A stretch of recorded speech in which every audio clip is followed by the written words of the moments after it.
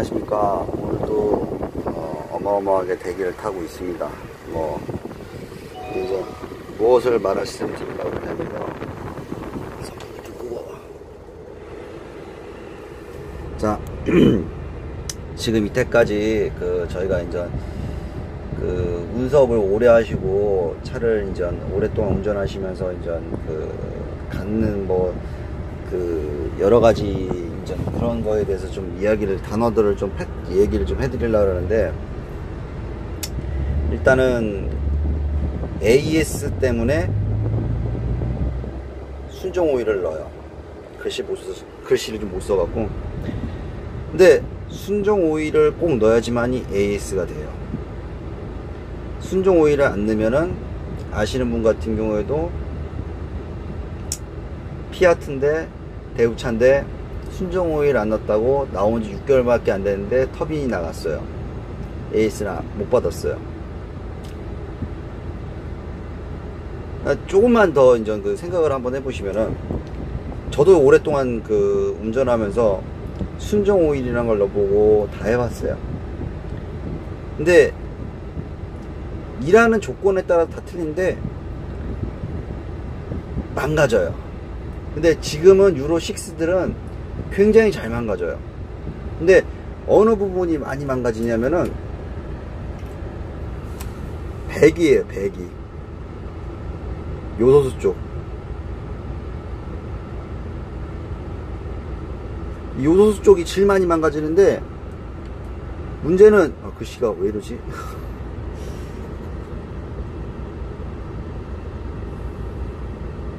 이쪽이 제일 많이 망가지는데, 이게 기간 안에 망가지는데 그게 되냐 이거예요. AS 기간이 5년이든 뭐든 간에 기간이 망가질 때, AS가 끝나고 기간이 끝나고 난 다음에 이쪽 계통이 안 망가지냐는 점이 더 중요한 거예요. 또 망가져요. 계속 같은 부위가. 오일의 등급. 자, 그럼 한 가지만 한번, 새 차를 가지고 나오시는 분들 한번 조금만 생각을 한번 해보세요. 수입차 갖고 나오시는 분들. 새 차 때 들어가는 순정 오일. 이 순정 오일이 지금 우리나라에 들어와서 센터에서 교환하고 있는 순정 오일이 같은 거냐는 거예요. 자, 한 가지 한번 10,000km마다 한번 오일 색감이 변질되는 걸 계속 한번 보세요. 그리고 나서 AS 가서 순정 오일을 넣고 또 10,000km마다 똑같이 체크를 한번 해보세요. 확 틀려요. 예전에는 티가 잘 안 났어요. 근데 지금은 엔진열이 너무 많이 올라가기 때문에, 그러니까 이게 무한궤도예요. 무한궤도. 이게 완전히. 왜 무한궤도냐면, 아니라고 얘기하는 사람들도 있는데, 엔진 오일에서 발생한 카본들이 소음기를 막아요. 그래서 소음기는 그거를 자연 발화하기 위해서, 재생하기 위해서 온도를 올려요. 그 온도가 올라가니까는 또다시 순정 오일들이 못 견뎌요. 그러면서 또 거기서 카본이 발생을 해요. 그러면서 소음기를 또 막아요. 그러면서 무한궤도 계속 타고 있는 거예요. 근데 중요한 거는 다른 게 아니에요. 기간이에요. 사용기간. 그러니까 그 무한궤도를 벗어나지를 못해요. 그러면 아까 말씀드렸지만 오일의 기간이거든요. 그러니까 오일을 어떻게 교환하시냐면은, 오일 색감이 조금이라도 변질이 되거나 해가지고 검은 계열로 갔어요. 그럼 교환하셔야 되는 거예요. 교환 기간이라는 걸 정해놓고 이 오일은 무조건 4만이다, 5만이다, 6만이다, 7만이다 그렇게 결정하지 마세요. 그건 센터의 얘기고, 차를 만든 사람이, 센터에 있는 사람이, 그 사람이 이 차가 어떤 조건에서 어떻게 일을 하는지를 몰라요. 운전 스타일이 어떤지도 모르고, 거기에 대해서 어떻게 운행하고, 언덕을 어떻게, 얘네들이 얘기하는 거는 자기네들이 이걸 만들어냈을 때 말 그대로 테스트할 때 아시잖아요. 그냥 하드웨어가 하드한 게 없어요. 그냥 그 규정된 짐과 그것만 싣고 테스트를 계속 한단 말이에요. 테스트하는 사람이 급해요? 안 급해요. 그냥 천천히 가요. 근데 우리는 화주의 시간에 쫓겨 그 탕수 한 발이 더 하려고 그러고 뭐 한 번 더 하려고 잠 안 자가면서 그 금액을 맞추기 위해서 저희는 정말 하드하게 일을 한단 말이에요.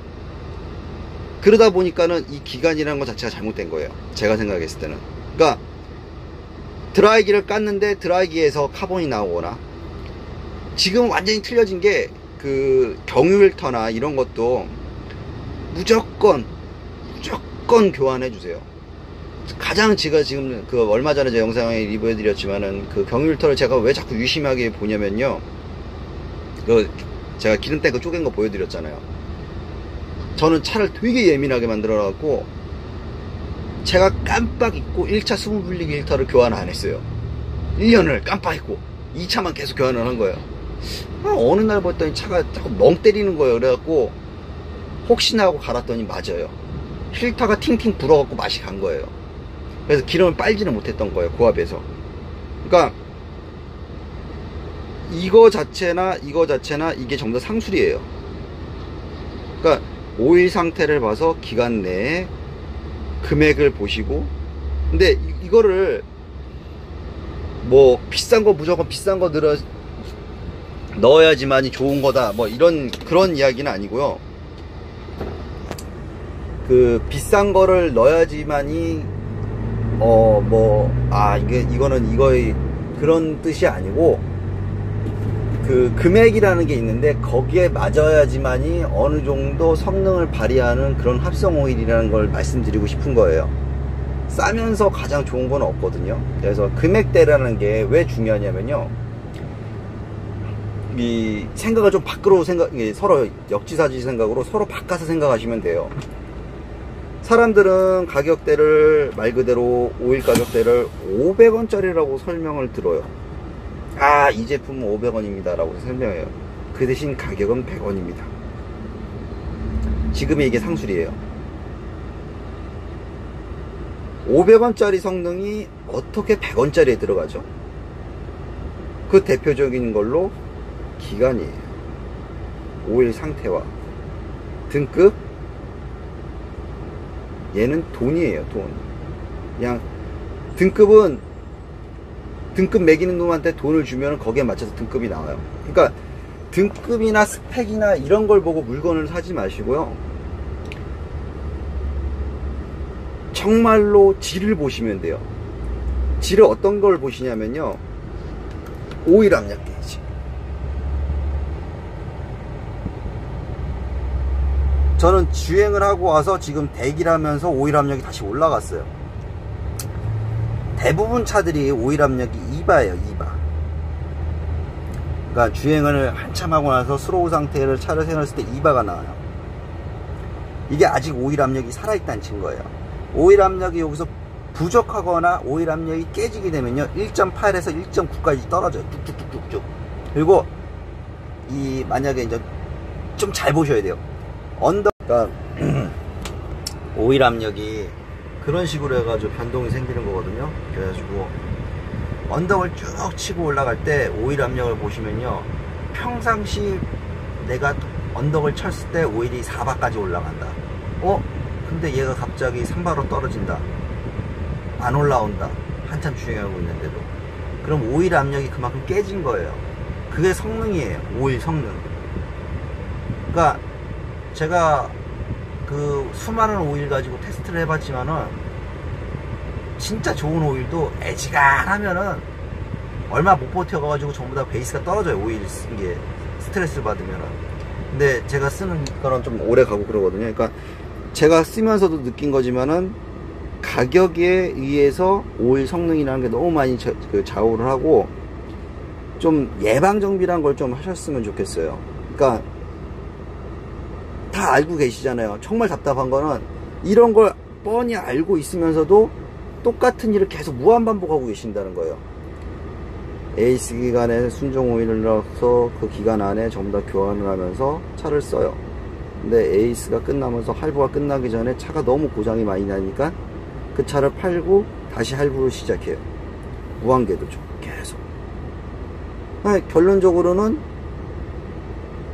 메이커 회사와 금융회사와 정비센터와 이런 데만 먹여 살려주는 거지, 실제적으로 저희는 돈을 못 벌고 있는 거예요. 나는 운수업에서 돈 벌, 정말 독하게 일하신 거예요. 그건 진짜 독하게 일하신 거예요. 평균적인 걸 말씀드리는 거예요. AS라는 것 자체를 이때까지 믿고 하셨으면은 이걸 버리시고, AS를 버리시고, 그걸 싸울 수 있으셔야 돼요. 오일에 대해서 따지셔가지고, 그러면은, 국산차 말씀드리는 거 아니에요? 그러면은 내가 배 타고 넘어올 때 들어가 있던 오일을 내놔라. 그 오일을 넣겠다. 센터에 한번 이야기를 한번 해보세요. 어떻게 되나. 그리고 기간. 그러니까 지금은 엔진열이 너무 높다 보니까는 순간적으로 오일이 못 버텨서 거기서 카본이 생기면서 그 카본들이 모든 걸 망가뜨리는 거거든요. 인젝터가 망가지는 것도 전부 다 오일 카본이에요. 경유로 해가지고 그게. 그러니까 필터링이 안 되는 거예요. 말 그대로. 경유 일타나 이런 거 자체가 카본이 너무 많이 올라오다 보니까 그걸 필터링 자체를 못 하는 거예요.